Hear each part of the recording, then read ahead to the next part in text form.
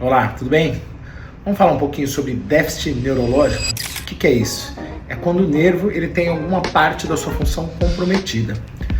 Várias doenças podem causar déficit neurológico, mas no caso das doenças da coluna, que é a minha especialidade, a grande maioria das vezes acontece por alguma compressão, por hérnia de disco, por bico de papagaio, por estenose, ou algum motivo aquele nervo está comprimido e a função dele de levar e de trazer as informações do cérebro para o resto do corpo está comprometido. Isso normalmente se manifesta de duas formas: perda de sensibilidade, que pode ser uma hipoestesia, sentir menos, sentir formigamento, ou uma anestesia, que é muito mais grave, e por perda de força.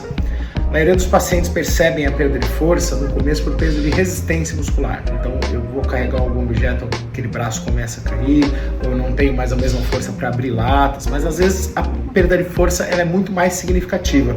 O próprio paciente pode perceber, mas o médico no exame físico adequado consegue perceber. Por que é importante isso? Porque os pacientes que têm déficit neurológico, eles precisam de uma atenção muito maior do que os que só apresentam dor, a gente fala dor axial, dor na região do pescoço, para os braços, dor na região lombar, para os glúteos.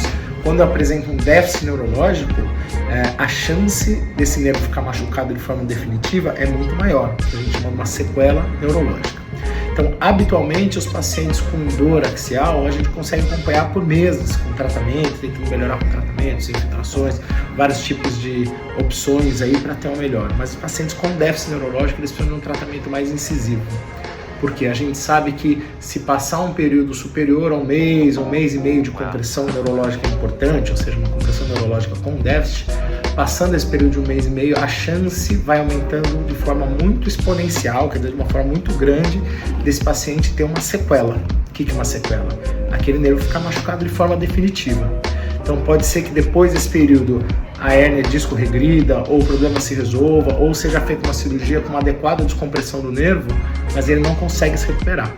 E aí o paciente pode ficar com alguma sequela sensitiva, ou com alguma sequela motora, ou até com sequelas de equilíbrio ou outras alterações quando o caso tem compressão medular. Então é importante, sempre que tem algum desses sintomas, perda de sensibilidade ou perda motora, procurar um especialista de coluna para ele poder te orientar os passos do tratamento. Quando que é bom fazer tratamento, se é bom ou não fazer algum tipo de infiltração e se é necessário ou não algum tipo de cirurgia. Eu entendo que todo mundo tem medo de cirurgia de coluna e se falarem que eu precisava operar a minha, eu acho que eu também ficaria com medo.